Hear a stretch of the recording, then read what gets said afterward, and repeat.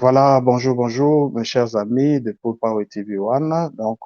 Nous sommes toujours là en train de vous informer, nos frères, nos abonnés de Full Power TV One.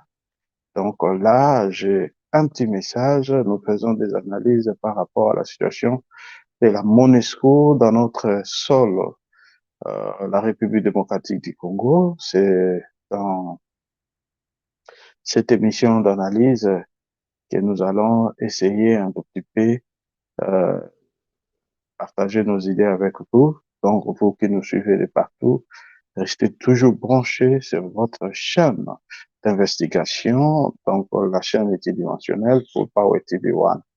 Mes chers amis, vraiment, vous avez constaté un long moment de calme. C'est parce que nous, quelque part, nous diffusons s'il y a quelque chose, s'il n'y a pas. Donc voilà, on ne peut pas vous faire des histoires. Mais suivez ces analyses et nous allons conclure. Voilà, mes chers amis, donc nous parlons de la gestion de la MONUSCO dans notre pays, la République démocratique du Congo. Mes chers amis, là, nous avons des sujets ou deux ou trois, nous allons faire des analyses par rapport à la situation du gouvernement et nous allons aussi parler euh, de comment dirais-je, du message président de l'Assemblée nationale, Modeste Bahati, qui avait tenu comment dirais-je, un discours à Goma.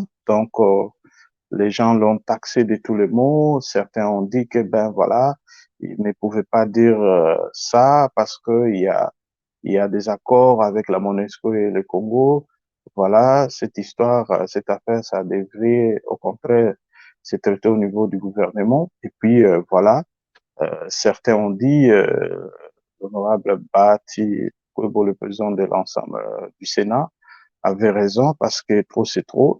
Nous allons parler de ça dans cette émission pour essayer de donner un peu notre petite intelligence, une petite contribution par rapport à la situation qui se passe dans notre pays.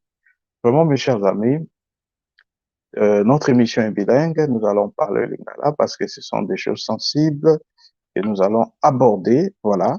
Premièrement, mes chers amis, tozo koloba pona makambo oyo ezokoleka na kati ya mboka na biso, République démocratique du Congo.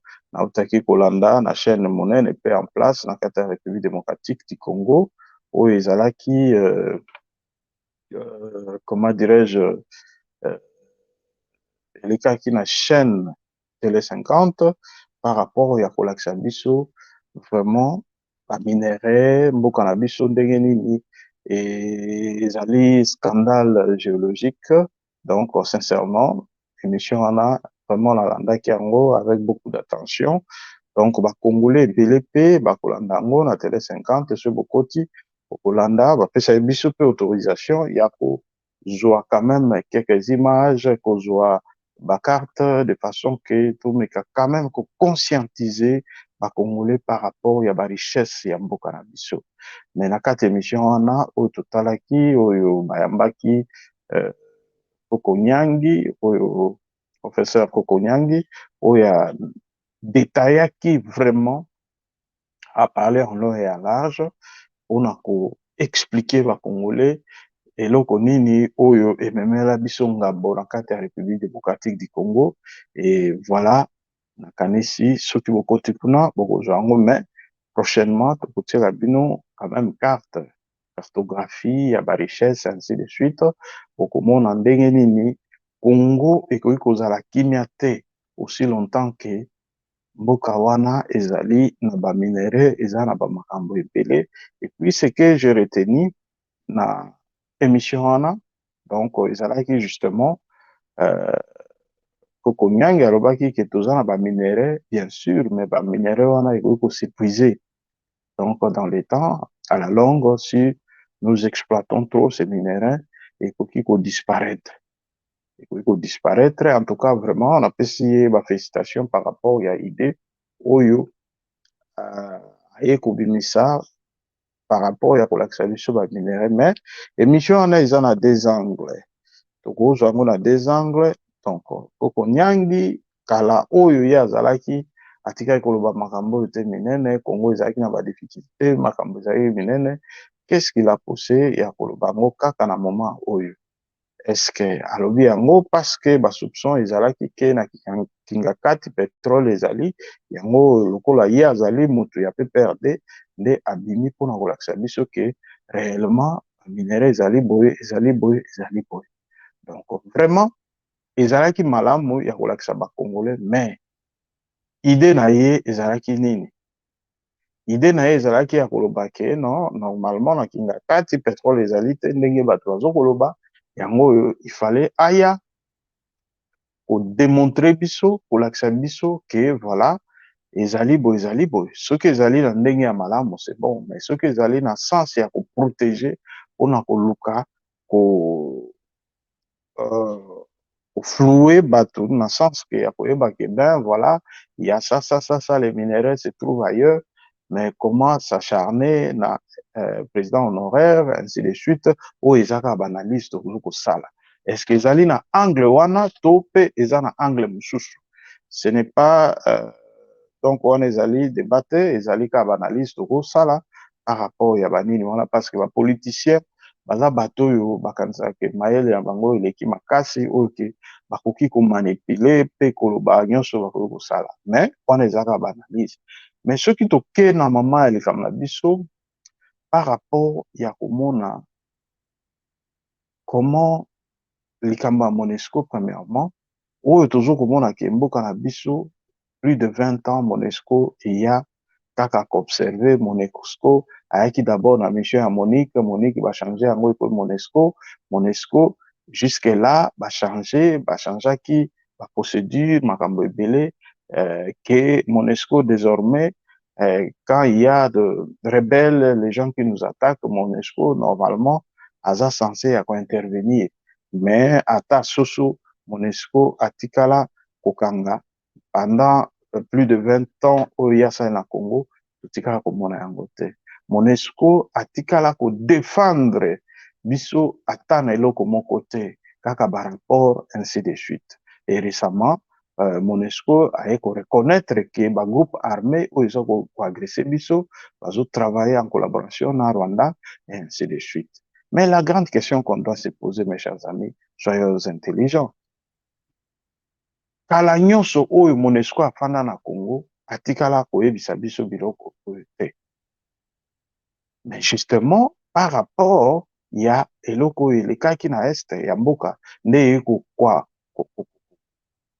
kopesa MONUSCO force ya koloba ke réellement M23 aza supporté par le Rwanda. Vraiment mes chers amis, to comprendre biloko mosusu oyo ezokoleka na kati ya mboka na biso toloba nini que tout ce temps MONUSCO amonaki eloko te.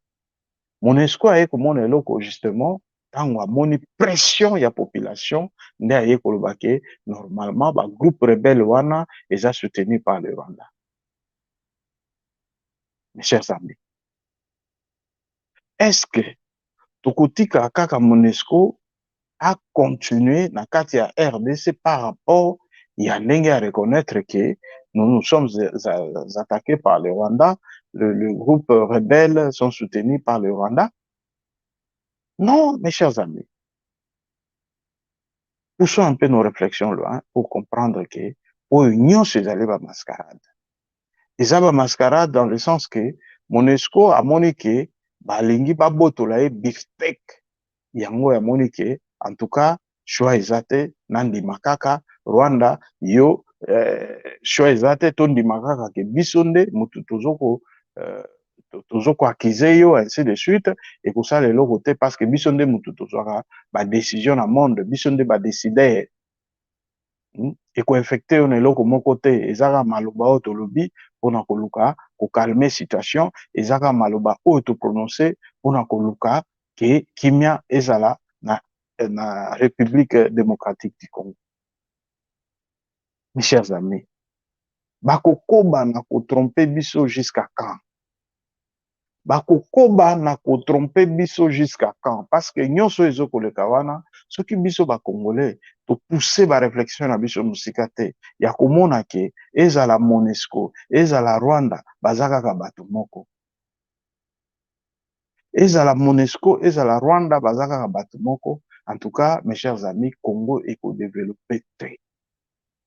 Soki tolingi développement ya mboka na biso Congo est développé, en tout cas on doit travailler à l'interne. Tolongola nano bapaya na kati ya makambo ya mboka na biso, tolongola bapaya na kati ya RDC. Ça veut dire que makambo ya Congo etala nano premièrement biso ba Congolais. Babiloko ezokoleka oh non ainsi de suite, Monesco asali boy, Monesco andimi que ba groupe rebelle ce sont des avancées ainsi de suite. Non mes chers amis,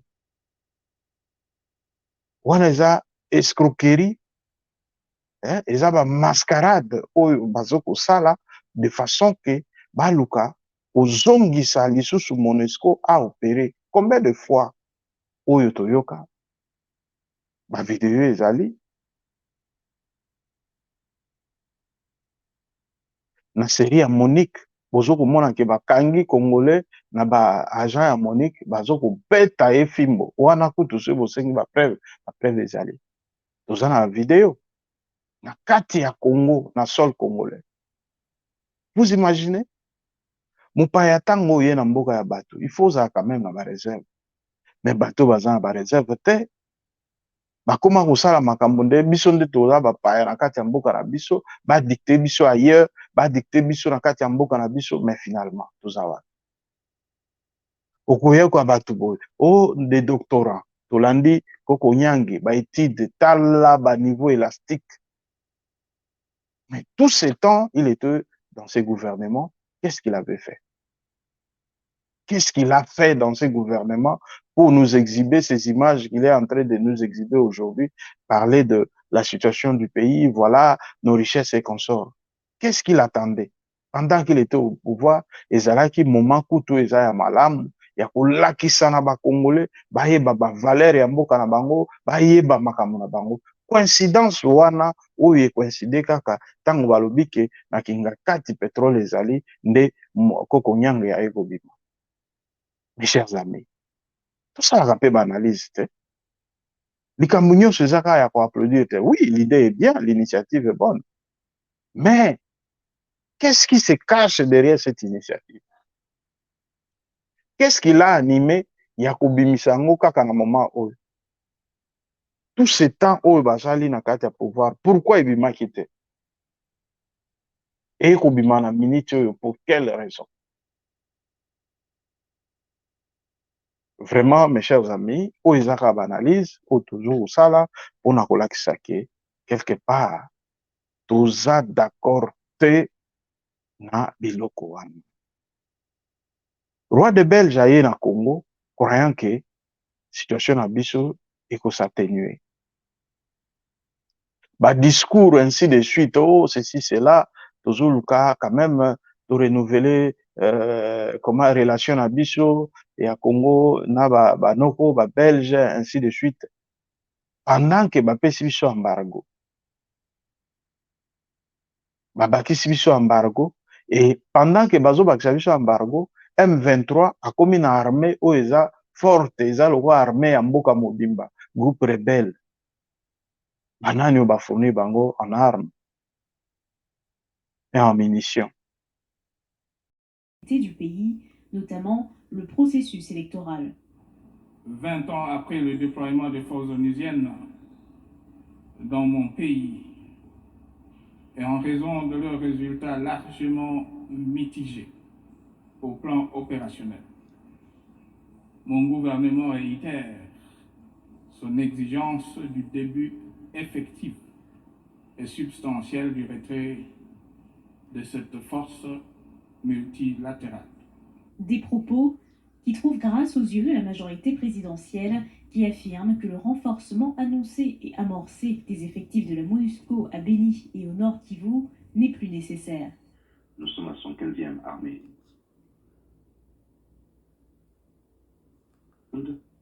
Et ce qui fait que la présence de la MONUSCO n'est plus nécessaire dans ce pays et qu'il faut revoir sensiblement ses troupes, les diminuer sensiblement de sorte à ce que la RDC prenne ses responsabilités par rapport à sa propre sécurité. L'opposition, elle, n'est pas de cet avis. Toujours en exil, Moïse Katumbi a dénoncé un travestissement de la vérité, estimant indispensable la présence de la MONUSCO dans le banani oyo bafournir bango ke M23 akoma puissant M23 akoma puissant oyo ke MONUSCO aza incapable biso kutu tomonaka ke armement ya MONUSCO eza makasi me bango moko bandimi ke armée wana ya bango ekoki kosala face na bagroupe rebelle te parce que groupe rebelle baza na armement ya makasi. Mes chers amis, bakosaka mutu mbala moko mibale mais plus de 25 ans bato bazokosa biso bachangement ya bamission tozalaki na Monique tokomi na MONUSCO eloko moko te. Et là nakozonga na discours ya président Bahati Lukwebo oyo alobaki ke en tout cas bajeune bakota na kati ya armée de façon que basoutenir armée na biso de façon que biso moko nde tokose libere tokosatendre te ke libération ya Congo ekouta na bapaya biso moko tose libere. Alors mes chers amis, lelo oyo soki otali bien atako mayele eza mingi te mpona koréfléchir dans ce sens, ça ne demande pas ozala doctorant, ça ne demande pas ozala licencié, ozala soki nani. Non, il faut tout réfléchir. Makambo ya Congo ekoki pesa liboma, makambo ya Congo ekoki rendre malade. Bato mingi basepoza ba question mais ndenge nini bino so boke Europe boke na ba pays développés bokomi ba combattant. Non, ça fait très mal. Ça fait très mal, ça fait mal au cœur ya komona ke biso na kati ya mboka oyo toza na ba opportunité ya kolia, toza na ba opportunité ya kovivre, okoki kosomba ndako, okoki kosomba mituka, oza na banini, mais tandis que mboka oyo ezokosala lokola eza réserve ya monde, bato baza na pauvreté oyo okoki koimagine te. Pauvreté na biso po esila ezali contribution ya ngai, ezali ya yo, ezali ya ye, mais pas aux étrangers. Bapaya jamais bakoki kolinga ke biso to développer na kati ya Congo. Parce que une fois que biso tokomi développer, toza isu na tina na bango te. Tokoya na bamboko oyo koluka nini? Toya kosala nini na bamboko oyo? Bomonaka bamboka développer, mais ici les gens travaillent comme des animaux. Les gens travaillent comme des animaux.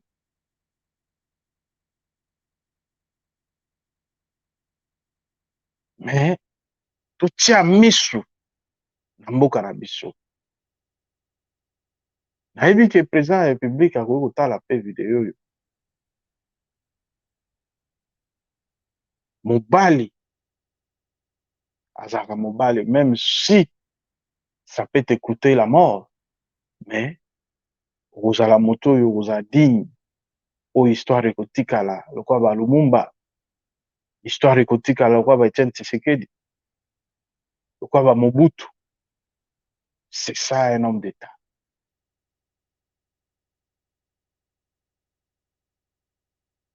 Sikoyo na pose question moke, bamboka oyo bapesi biso embargo bango basala ba arme. Bamboka oyo bapesi biso embargo bazokomona te ke embargo bapesi biso M23 aza koseravitaye ti akomi na armement oyo ezali armement au pays ekoki koposede, mais groupe rebelle ezoposede arme wana. Banani oyo batekeli bango ba arme? Banani oyo batekeli bango ba arme? Tomona MONUSCO na Ukraine te. Akende pe kuna keno Ukraine eza na bakokoso bakamata. Bango MONUSCO eza ka mpona Afrique ba pays oyo eza na ba oyo eza na makasi te nde bakotindelaka biso bato po baya kosunga biso, kosunga yango mpe tomonaka te, guerre esilaka te, guerre ezokosintensifie. Tokanisaki ke arriver à roi et qu'on améliorer makambo ebele et accentuer encore situation à est et accentuer encore situation à est. Tozokolanda na kati ya bajournaux, ainsi de suite, information bazokoloba par rapport ya makambo ya est tokomi ntina 40 et quelques morts na affrontement na makambo eleki. Mais MONUSCO azokomona ke 3 militaires na bakufaki na affrontement wana et ils sont plus humains que les Congolais oyo bakufi 40 et quelques. Mes chers amis, valeur na biso kouta na motu. Valeur na biso kouta na motu qui est le président de la République. Président de la République nde moto ako beta liboko na table pona koloba ke c'est fini. Trop c'est trop. Nous sommes agressés, vous comptez des morts. 3 morts de la MONUSCO. Mais ici en RDC, biso na RDC to perdre combien de bateaux? Depuis makambo ya guerre et banditi lelo, to perdre combien de Congolais bakufi? 3 personnes à MONUSCO et ils sont plus humains que nous. C'est pour nous dire que bino boza ba l'autre côté, biso nde moto toko diriger bino, biso nde toza na mot d'ordre ya ko pesa na bino. En tout cas, moi je ne suis pas d'accord avec la MONUSCO. Je ne suis pas d'accord.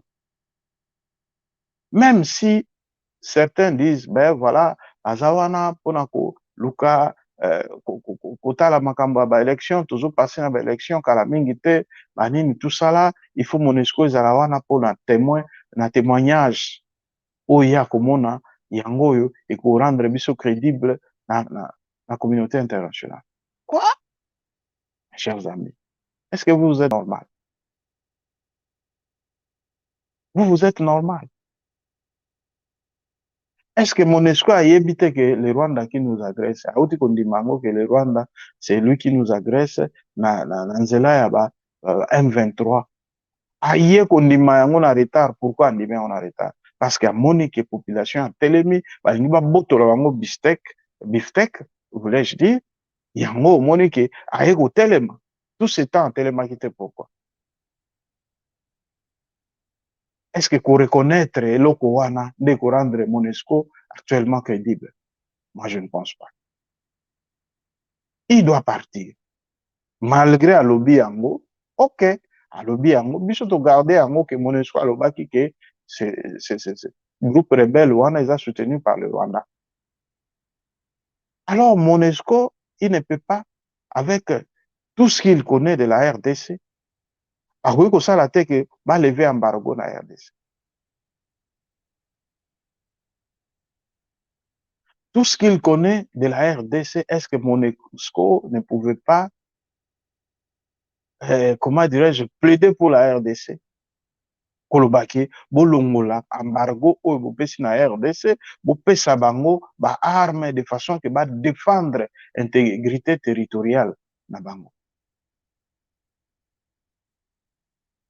Ce sont des complices en un mot. Et tous cela sont des complices. Ils alimentent la guerre pour s'enrichir. Ils alimentent la guerre en Afrique pour s'enrichir.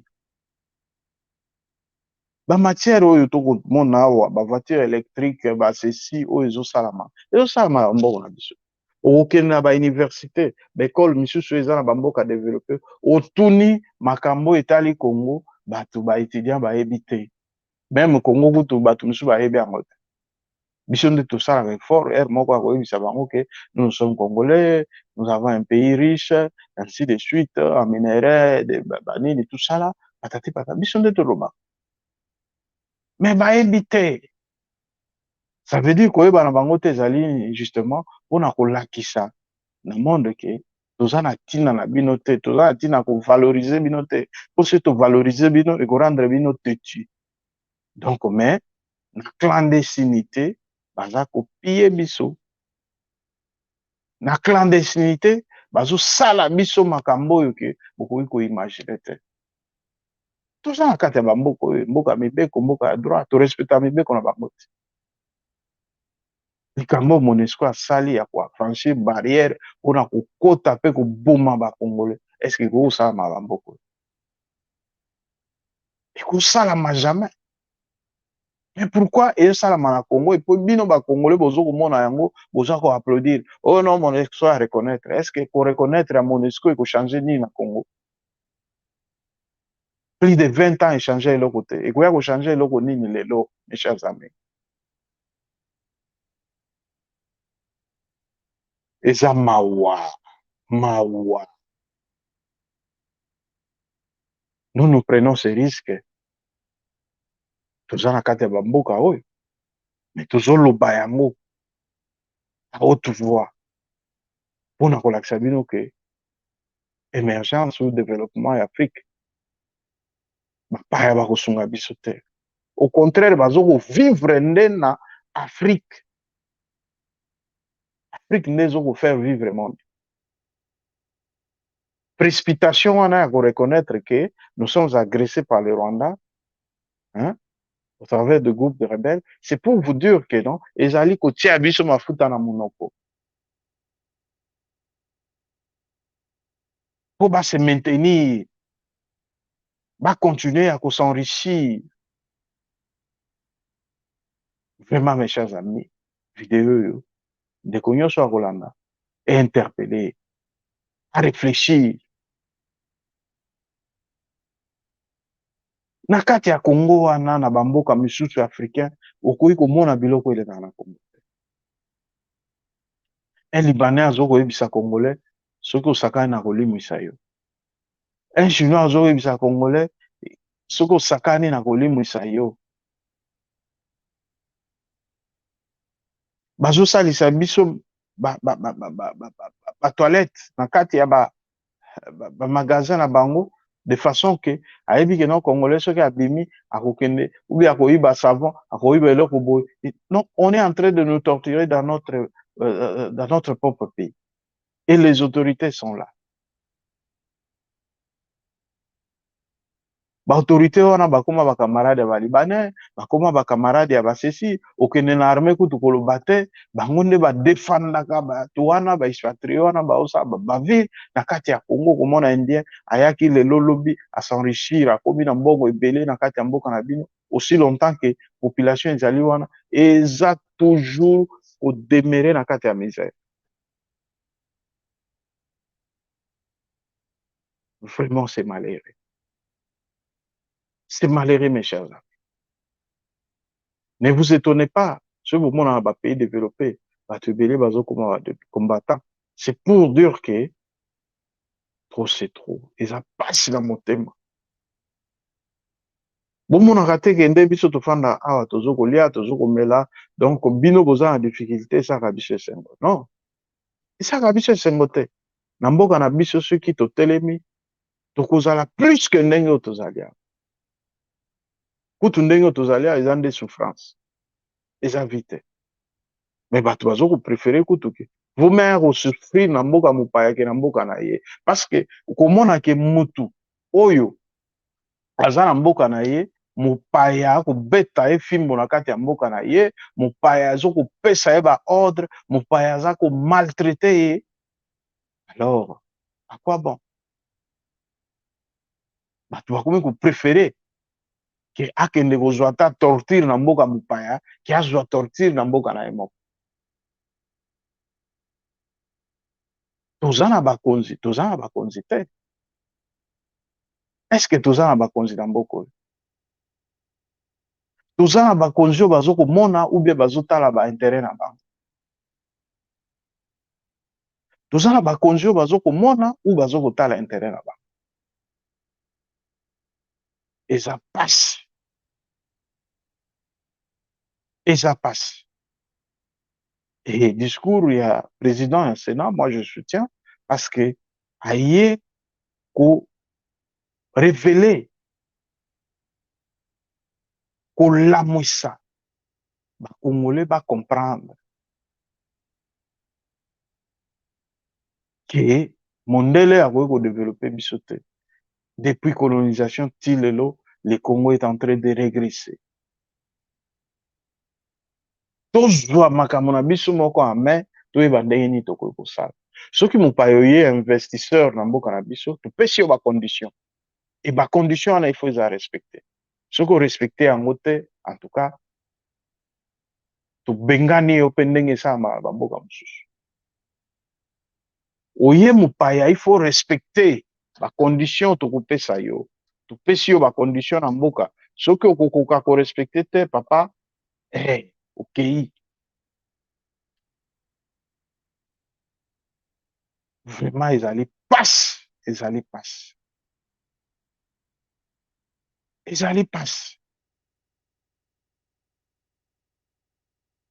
Belgique a maltraité biso bamboka misusu bamaltraité biso Belgique d'abord il nous doit beaucoup soki lelo tolobi to réclamer réparation ya bapréjudice nyonso causé par la Belgique akozala na eloko te Belgique wana nyonso ekozonga nde na Congo barichesse nyonso wana ekozonga na Congo restitution ya baœuvre d'art sans dire rien baœuvre d'art wana ekoki kozonga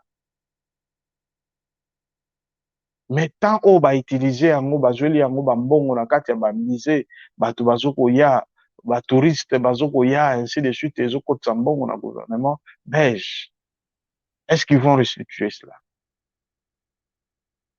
il y a trop de préjudices et moi je suis d'accord avec le discours du président du Sénat mpona koluka kotelemisa mpe population à comprendre que en tout cas eza malamu te tozokomimona toza indépendant mais nous sommes toujours esclaves. Nous sommes toujours esclaves parce que dans notre pays, nous n'avons pas le droit de dire quelque chose. toyebi ke bino mpe baprésident oyo Félix Tshisekedi ozali wana tu es dicté bazokopesa yo bainjonction ke il faut sala boye selon baccord mais tala intérêt ya Congo lelo okozala te il faut songer à tes enfants bato bafandi boabia oyo bana Félix Tshisekedi mais président quand même atikaki eloko moko protégeons ses enfants yango omonaki ke mabe soki eleki tokozonga moke na koyebisa bino na temps ya Mobutu ntango Mobutu akufaki bana na ye bakomaki pourchasse bana na ye bakomaki baexile parce que bakofanda place nini na kwe nini ya Congo par rapport ya mabe oyo tata na bango asalaki Félix Tshisekedi tant que président de la République il faut yebaka biloko wana mabe oyo okoki kosala na bakongole yebake meme ye okofuta yango te me bana na yo bakofuta ata bana na yo bafuti te bakoko ya bakoko na yo bakofuta et nous ne voulons pas ça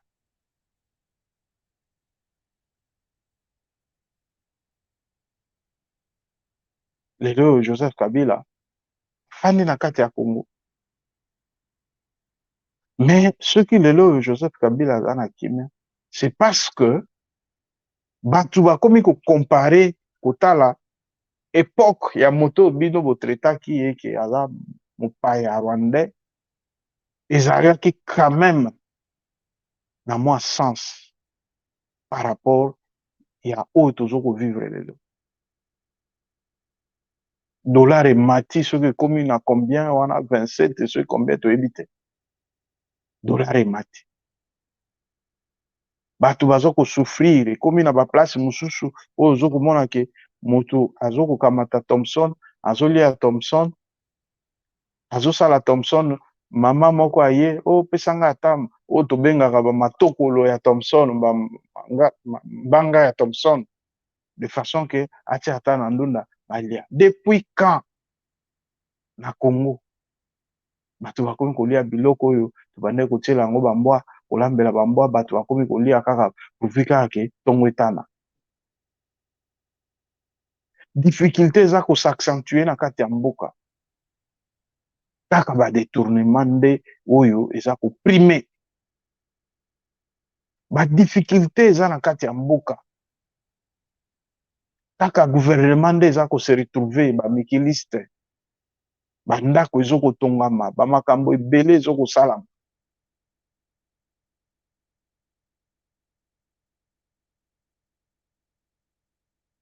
Mose Laurent Désiré Kabila alobaki qui trahit trahira. Lelo oyo opposition ekomi s'attacher na Kabound pour dire que non, Kabound a dénoncé, Kabound a sali boyo. Oui, Kabound a dénoncé. Mais Kabound,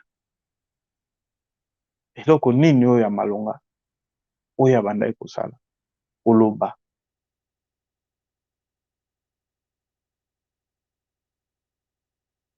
baguerre na bango oyo alingi afranchir barrière oh non kokota te parce que awa ezali mokonzi ya mboka azali awa oh Félix wana bozo komona ande mokonzi na bino na mokonzi ce sont ses propos personnels oyo eza koengagé que ça n'a rien à voir avec la population.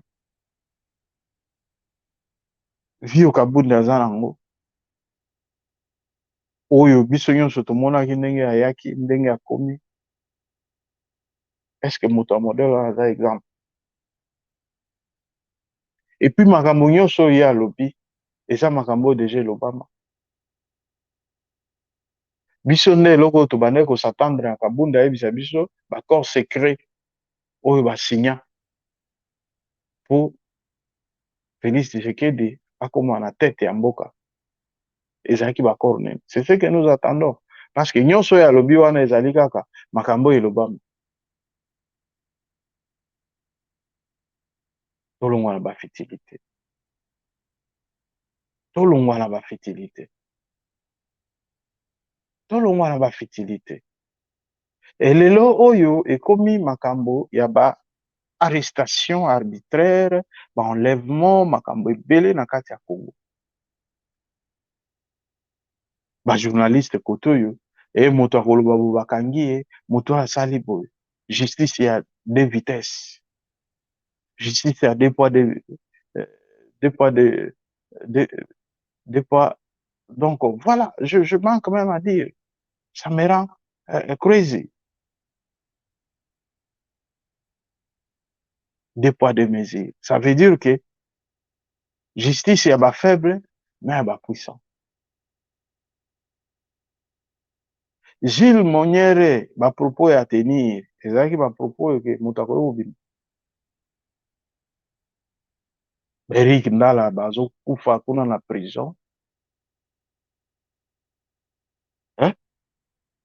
Eric Ndala ba ceci là bato ebele bakotaki prison bato misusu bazokota prison na makambo kutu eza na sens te. Mama oyo kutu bazokobenga ye mama inyosalité oyo tolandaki ke mama oyo bakangi ye mama déjà avancé en âge, presque 70 ans d'âge, par le président ya assemblée Mbosso. Vous imaginez? Bato wana nde bakovote bino, bokomi komenace bango, bokomi kolakisa bango ke réellement moto akoki koloba te, soki olobi bakangi yo, soki olobi batie yo na place ya place. Mais bato wana nde bakovote bino te. Bino bakongole bozokomona makambo nyonso ezokoleka na gouvernement oyo topesaki espoir malgré manière nini bayaki na bokonzi, mais tomonaki lokola mwana mboka azali en tout cas makambo etambola malamu. Lelo bakomi kokanga bino, lelo bakomi kosala bino mabe. Faut se prendre en charge.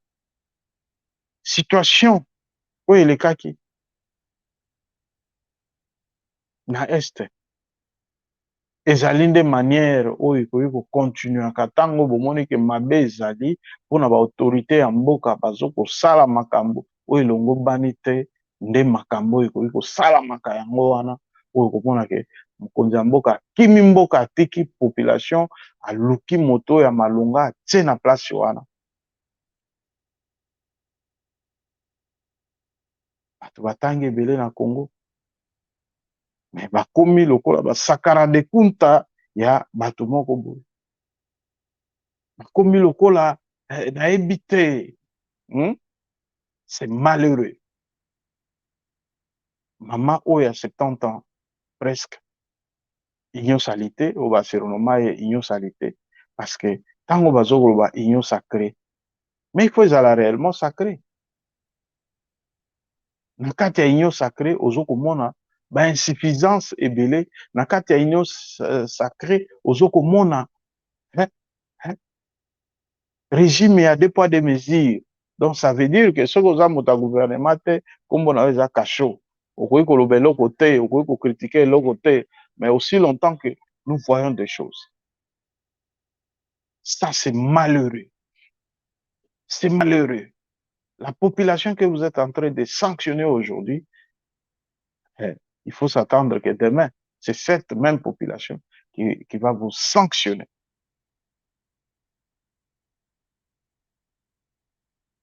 Bandeko, ozolanda video, eloko eleka na Goma, yango nde bokoki koaplike yango mpona bakonzi oyo bakotambwisa mboka na ndenge ya sentiment, kotambwisa mboka Kongo ekomi kwa boutique na bango, kosomba bandako, baparadis fiscaux, ainsi de suite, patati patata, nde eloko tokozela toyeba budget oyo ekumbaka misolo ya biso ya Kongo ekende ekotisa yango na babanke ya bapaya, des banques clandestines. Vraiment ezali mao. Mes chers amis, totelema tolinga Congo. Développement ya Congo ekouta na bapaya te. Développement ya Congo ekouta na nga na yo pe na biso nyonso. Totikaka kopesaka loboko na biso epai ya bapaya oyo ba détruire biso pendant beaucoup de temps. N'est pas colonial, n'est-ce pas? Bino boyebi ke eza na ba missionnaire oyo batindelaka biso na kati ya ba pratique moko bizarre satanique oyo ya koloba ke moto ya mbongo akoki komona royaume de cieux te eza kaka mobola, parce que mobola aza moto oyo aza kotala kaka royaume de cieux, akotala makambo matériel te. Bobosana eloko oyo, c'est pour abrutir l'homme noir, c'est pour abrutir les noirs à émerger, à développer. Tout élément. Félix Tshisekedi, rien n'est perdu. Ce qu'on s'est décidé que malgré que mandat oyo ekomi na suka, même ce que vous avez élité, otikata trace que na dernier mi-temps, moto oyo abetaki liboko na table et voilà. Totikata na souvenir na yo moko ya malamu. Monesco tolingi ete na mboka na biso. Kaka likambo wana Monesco ekoki kopesa yo makasi peut-être ya kovivre pe tranquillement na mboka. Kaka likambo ya Monesco kokende kobeta la main sur la table pour dire que ben voilà, Monesco, oui, on reconnaître yango, mais reconnaître dans la circonstance nini. Circonstance ya pression ya population, parce que monike population a telemi, alors nde oye kondima yango. Malgré kondima na yo, papa kende na kende. Papa, comment bateau oyo bako surveiller, oh, soi-disant, bakoya ko surveiller ba élection, bakosala boye, bakosala boye, bateau bako surveiller élection. Toza na guerre, oh bato bazo kufa, c'est ce qui est important, oh ezali primordial, ezali na d'abord, ndenge bato bazo kufa, baza indifférent. Et bon, makamba ko surveiller, ko sa biso. Bolo ba ke ba élection eleki malamu, bolo ba ke eleki mabe, et ko sa eloko. Pendant que bato bazo kufa na est, baza indifférent. Pendant que bato bazo kufa na est, ce sont eux qui fabriquent des armes, bapesi biso embargo na motif nini. Eloko nini RDC asali oyo akoki komérite embargo wana. Bozo komona te ke embargo wana ezali justement mpona korendre biso impuissant de façon que banguna baopere tranquillement. Embargo wana bapesi eza moyen ya kosala ke biso tozalaka toujours faible tokoka korevendiquer badroit na biso te. Bozomona yango te. Okotuna mutu oh nga naza doctorant nga nasali boye, des titres honorifiques oyo ezokoservir na eloko te.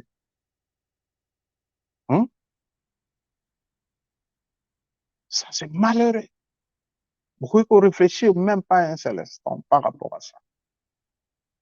Vous ne pouvez pas réfléchir. Qu'on est en train de nous utiliser. Bino ba politicien omona oyo na oyo bazoyokana te. Fayulu na nani bazoyokana te. Ba mindele ba ye ono lokwa yo zoyokana na moto te biso to soutenir yo o faire partir ye. Bu ba soutenir yo o faire partir moto wana ba pesi yo ba injonction. Kitala nde biso soutenir yo eza loko signer pacte na Lucifer. Tala yo obanda obimaka kaka na 0 heure oke na toilette oke kolia ba matière ndenge Satan apesa parce que déjà tout saleli yo okomi déjà en pouvoir ozana nyonso même soki oyibi tokolandela yo te soki osali boye mbongo ya Congo bongisa famille na yo bongisa entourage na yo biso toza kuna te biso soutenir. C'est de cette manière que Afrique ezoko regresser parce que bazokosa biso yo kanisi ke lelo oyo ke non président aza eli na kati ya mboka oyo ke population endémique azala wana. Est-ce que sans appui extérieur nous ne pourrons pas vivre? Biso biloko toliaka en Afrique baliaka yango te. Toza na bafufu toza na masangu toza na basesi bambargo oyo nyonso eye makambo ekomi difficile baguerre banini soki toproduire bamasangu toproduire bafufu toproduire babiloko na biso oyo toliaka kuna. Est-ce que toza na passion?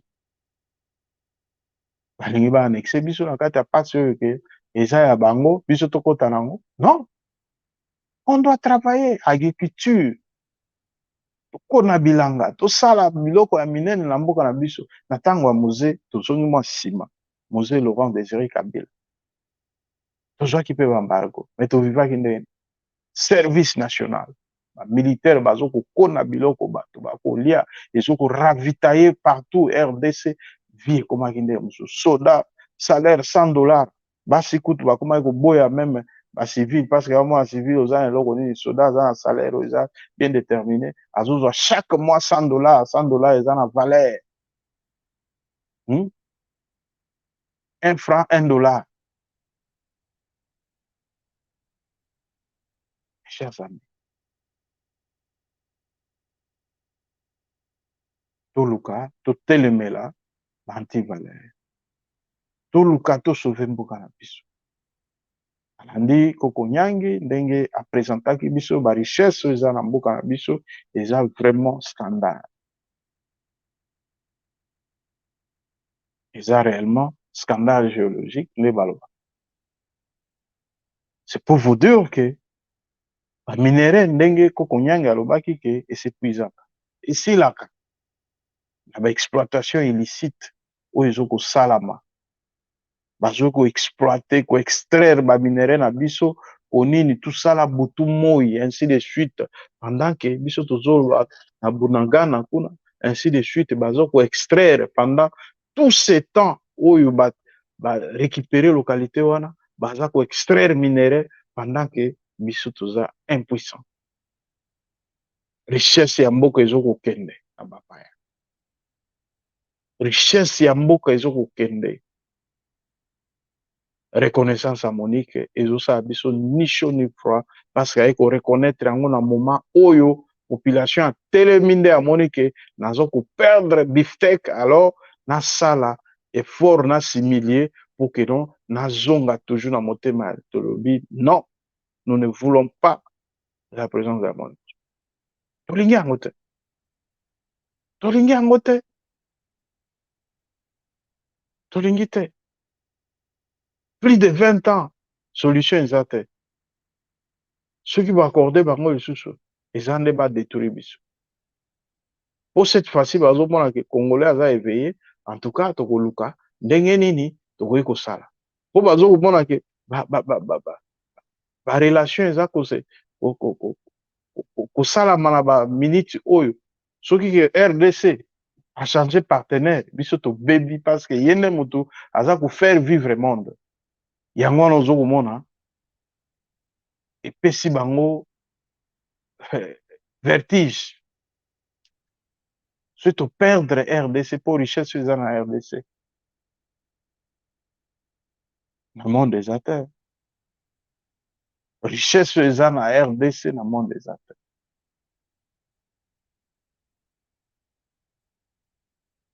tosalela baintelligence na biso congolaise tosalela baintelligence congolaise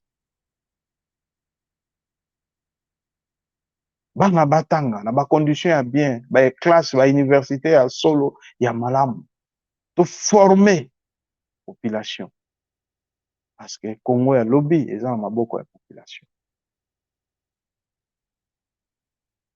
Congo ya lobi eza na maboko ya population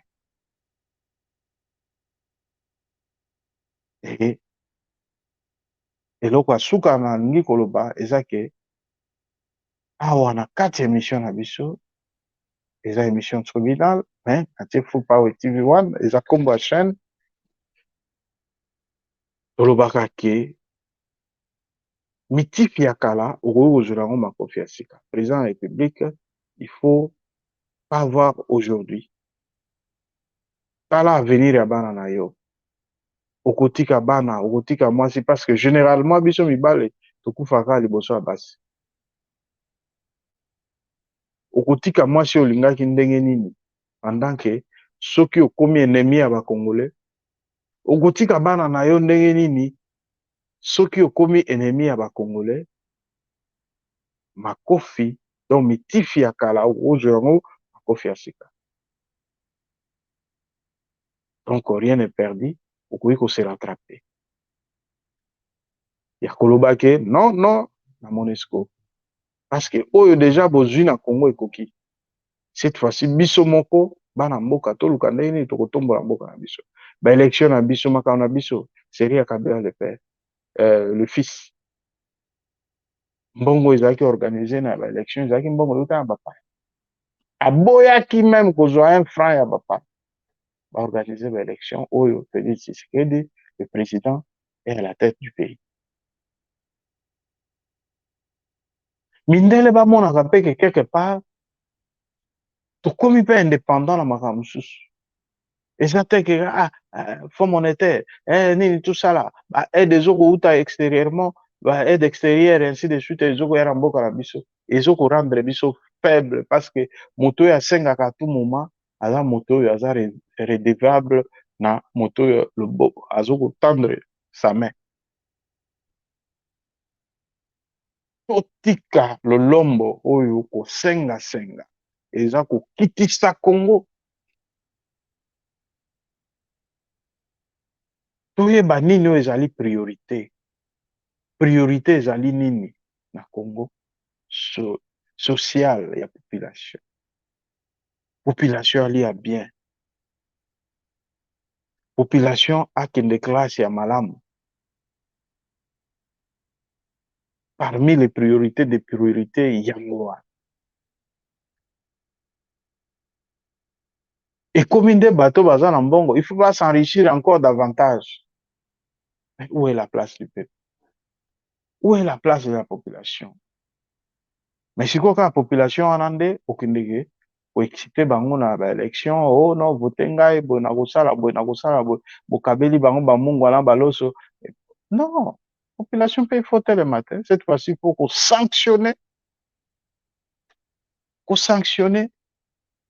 balesi bino bamatokolo ya Thomson bambanga ya Thomson Congo moto akomi kosomba soso ya mikuwa donc bake soso makolo ya soso balongola bamisuni mike etikali mikuwa pamba bamama bazokende kosomba yango atie na pondu atie na madesu de façon ke ekota mwa odeur emwa mosuni ezali okoluka mosuni na kati ya pondu na kati ya madesu okozwa mosuni te oyokaka solo ya pamba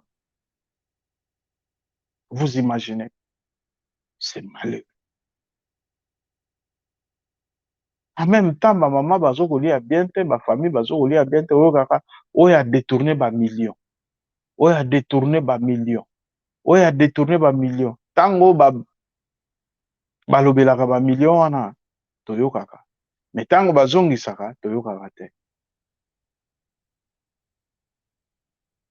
Justice ekomi kaka ya bato opposition. Justice ekomi kaka ya bato baza contre fonctionnement ya régime. Gilles Monier aza libanda. Atteinte à la personnalité, o bazokoloba lelo, atteinte à la personnalité, atteinte à la personnalité. Diffamation. Est-ce que Janine Mabunda, oyo Gilles Monier asala, ezalaki diffamation te? Dans l'époque wana, ezalaki diffamation te. Diffamation ezali moya sika oyo ye na kati ya mibeko. La présidence ya Félix Tshisekedi.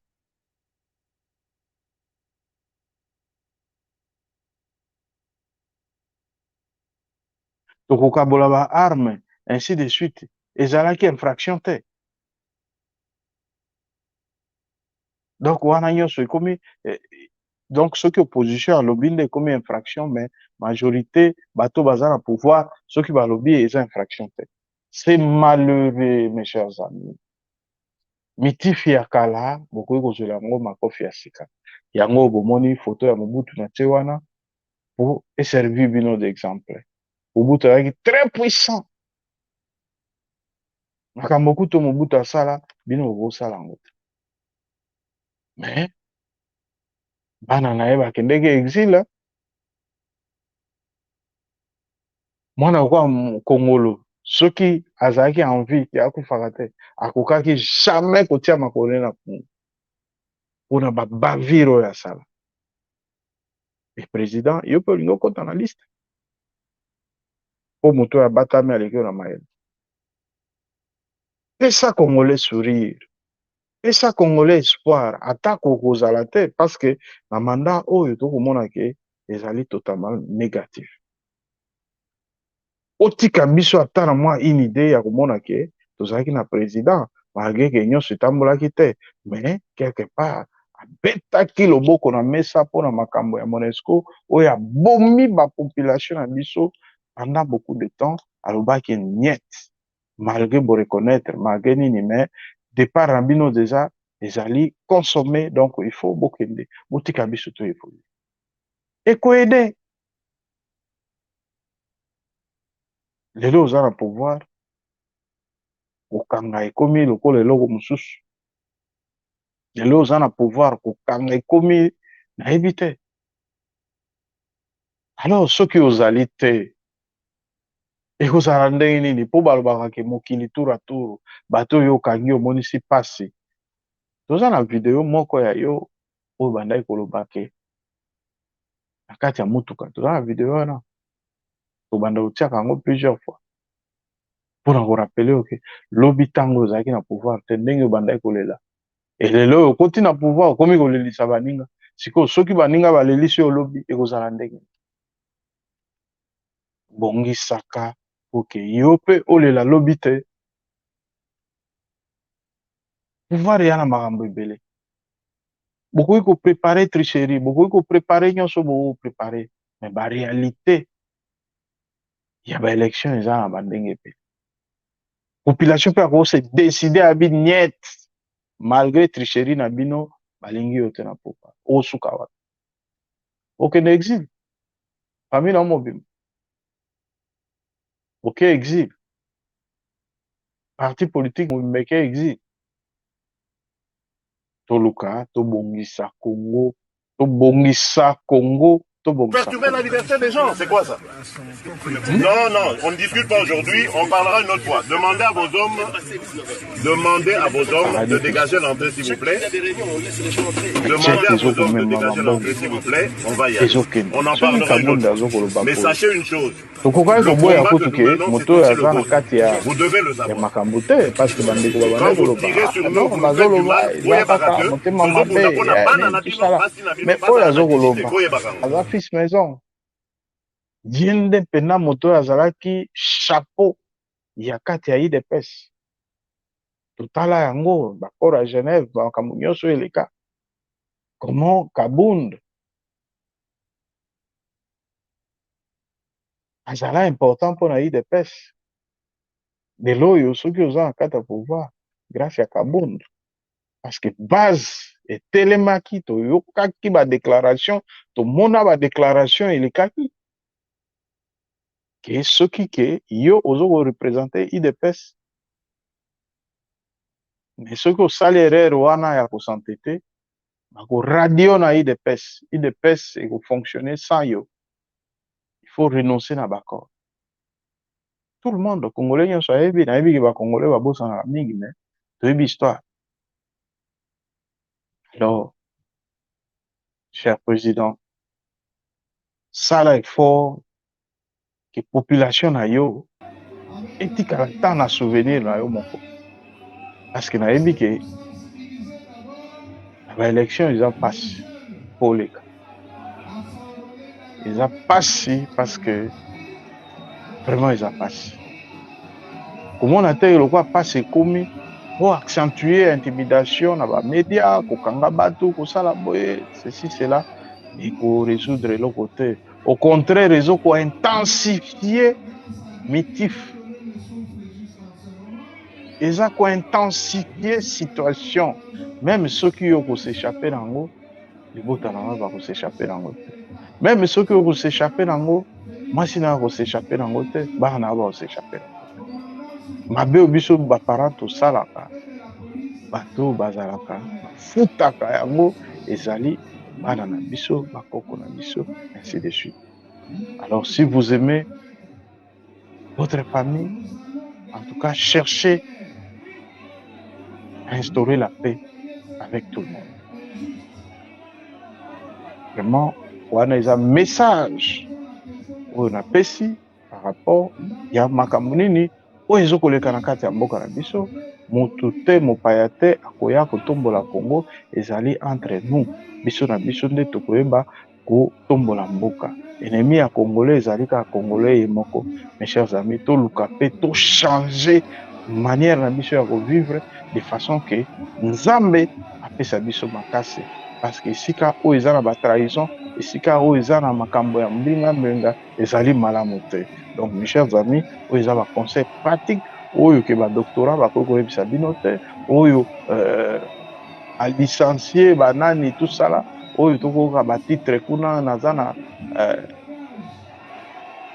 20 diplômes naza na 50 diplômes et diplôme wana sur le terrain toujours mona ba effet na mote. Donc voilà ayebisi bino ke tokeba MONUSCO aza na eloko ya koapporter na RDCT. Il faut akende ba makambo wana kolobaki MONUSCO à la fin aye komona ke normalement un discours précipité oya kolobaki non voilà to reconnaître que ba M23 baza alimenté par le Rwanda et ainsi de suite non ala wana bondimaki te boye kondima na nsima kozwanga en compte te tozwi kaka ke bino moko bolobaki mokimo mbeyoki mais bokende kofanda na mboka na bino biso mpe todéveloppe mboka na biso ndenge ekoki parce que Congo soki todéveloppe mboka na ndenge ya malamu en tout cas nayebisi bino eloko ya koinvie na bamboka oyo congolais aza moto ya fiere congolais ntango azosala eloko asalaka eloko mpena keno emonana mpe keno vraiment naza na eloko quoi. Donc Congo nayebisi bino ke espoir ezali vraiment. Mes chers amis, napesi mbote na bandeko nyonso balandi biso na France, Belgique, partout na monde, ainsi de suite. Tobosani te biso na Belgique tozali toujours na ba émission pour na Belgique ya kolobake Belgique il faut réparer ba préjudice causé na kati ya RDC parce que toujours komona ke Belgique alakaki biso ke kimi kokota na est situation s'intensifie. Ça veut dire que Belgique bango nyonso wana bazokoluka kaka baklowe Congo barendre biso faible de façon que tozala mesure te ya korepanduke tozala mesure te ya kosala quelque chose et biso totelemi toboyi participation ya bango ya baaccord nyonso ekoya o Belgique o ceci cela Nous ne voulons plus de ça.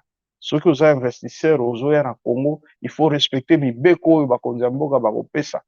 Hein? Oui, qu'on investit, oui, dans le domaine nini, domaine bobo, ezali. Point barre. Donc voilà, mes chers amis, ça c'est la petite contribution de Full Power TV One, on dirait des États-Unis.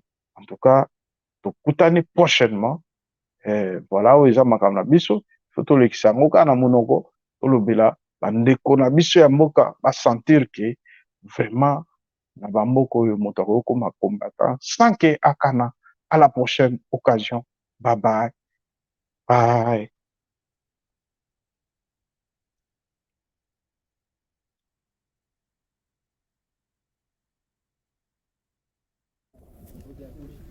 On est en train d'assister à quelque chose d'extraordinaire,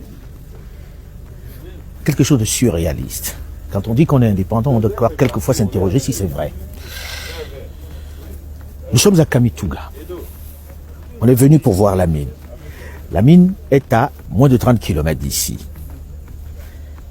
Mine non autorisée, exploitée par des Chinois. Personne ne peut mettre un nom sur la société chinoise. Par politesse, le ministre des mines provinciales a appelé les Chinois pour leur dire on vient chez vous aujourd'hui. Vous savez ce qu'ils ont fait? Ils ont fermé les portes, ils sont partis. Ici, c'est le trafic d'autre chose, sauf que c'est plus soft. À vous, jeunes, de ne pas laisser faire. Ne vous laissez pas faire. Nous nous sommes laissés faire. Vous ne devez pas accepter ça. C'est inacceptable, tout simplement. Aux autorités congolaises de prendre aussi leurs responsabilités. Ça ne peut pas exister. Derrière nous, il y a un ministre des mines provinciales qui est avec nous sur le tarmac, on ne peut pas bouger.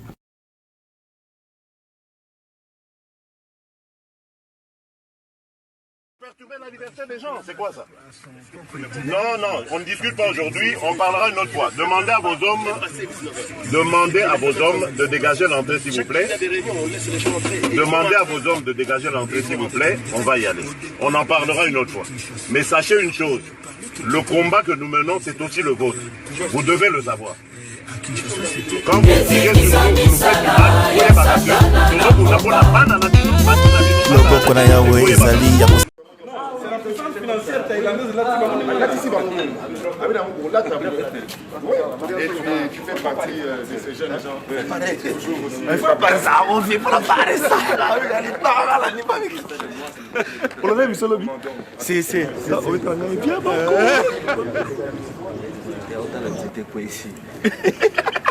aujourd'hui au Zaïre, le groupe Yoshad, à travers le fils du chef de l'État, Mobutu Kongolu, qu'il a été surnommé affectueusement par ses nombreux fans, Saddam Hussein, le grand Irakien. Ce sont ses fans qui l'ont surnommé. Au début, il refusait le nom, puis finalement, il a subi un peu cette pression populaire. Fachi Béton, yo, Kaba, Babire Basali, Moua, Bete Panzani, et comme une Ndambu, Bire, Bouh. Bile! Béton Panzani! Fachi Béton! Voilà! Fachi Béton! Béton! Zéla ba bire Zoya! Voilà! Moni mona ke bire! Béton munene boua! Ba message de continuer le koya! Ndambu pousser le mati! Ba message.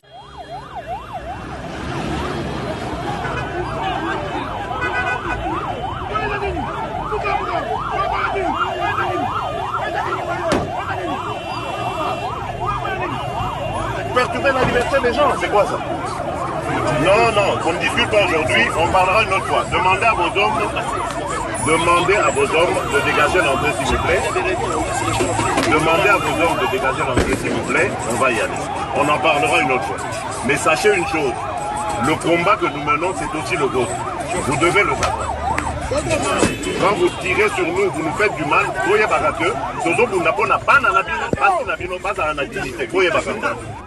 je suis venu parce que je devais aller dans les territoires de Mwenga, à Kitutu et Kamituga. En accord avec le gouverneur de province, la FEC et toutes les parties prenantes intéressées, les coopératives, nous devions aller par la route. Finalement, on nous a déconseillé de faire la route jusqu'à Mwenga. Kamituga, on nous a dit, bon, prenez l'avion. Nous avons, Madame la ministre, après affréter l'avion. Nous avons pris l'avion à Kavumu, nous avons atterri à Kitutu. Pourquoi? Parce que, comme par hasard, la veille de notre arrivée, un pont s'est écroulé entre Kamituga et Kitutu, là où travaille une exploitation chinoise. Le pont a été bloqué par un camion et ils n'ont pas voulu dégager le pont. Et on arrive sur place. On nous dit, les Chinois ne veulent pas que vous arriviez là. Les Chinois ne veulent pas que vous arriviez là.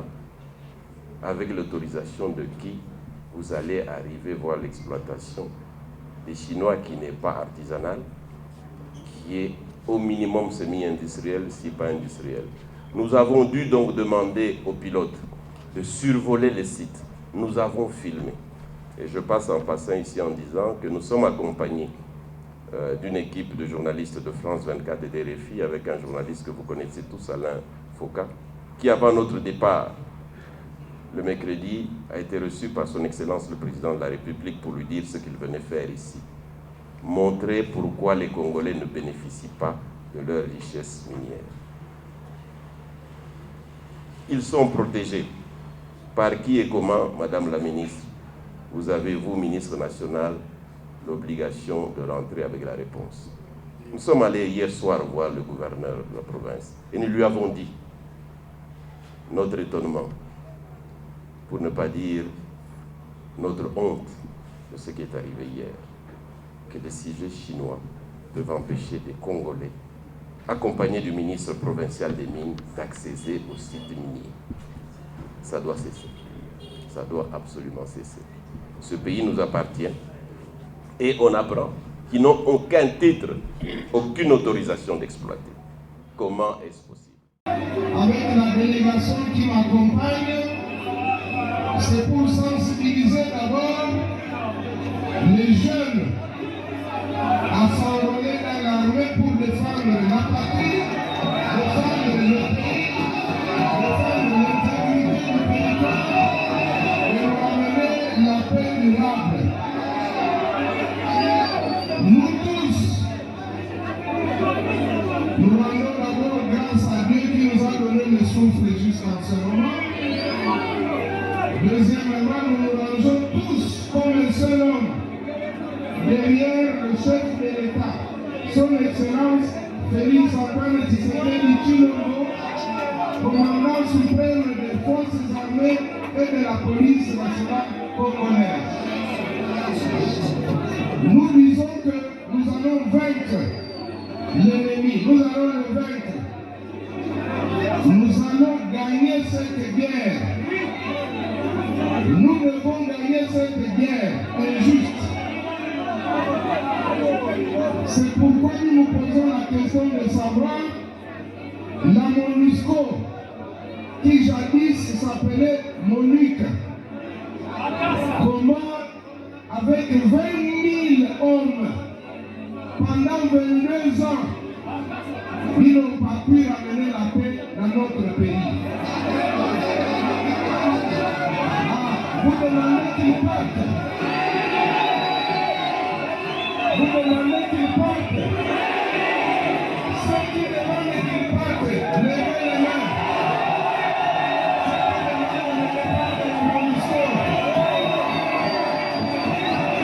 Voilà la MONUSCO.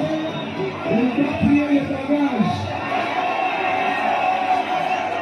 Nous-mêmes, nous allons nous assurer la paix, la sécurité et l'intégrité de notre territoire.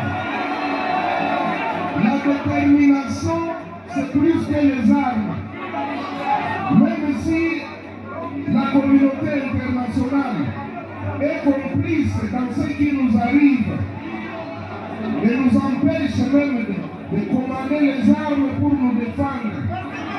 Maintenant, nous-mêmes, nous allons nous défendre avec les armes de bord.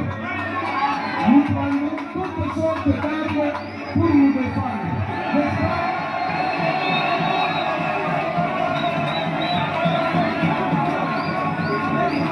Nous disons la détermination, c'est plus que l'arme. Voilà pourquoi nous disons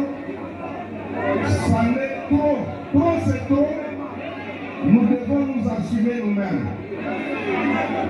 Nous avons toujours entretenu de bonnes relations avec les voisins, mais ils viennent toujours nous provoquer. Nous disons, s'ils veulent travailler chez nous, qu'ils viennent négocier, qu'ils viennent se mettre autour de la table et que nous puissions nous mettre d'accord dans un partenariat gagnant-gagnant. Inutile de passer par les intermédiaires. C'est clair? Nous avons tout ici, ceux qui veulent travailler dans la légalité, ceux qui veulent travailler pour les intérêts communs réciproques, qui seront les bienvenus. Mais ceux qui veulent nous faire la guerre pour nous prendre nos richesses de force,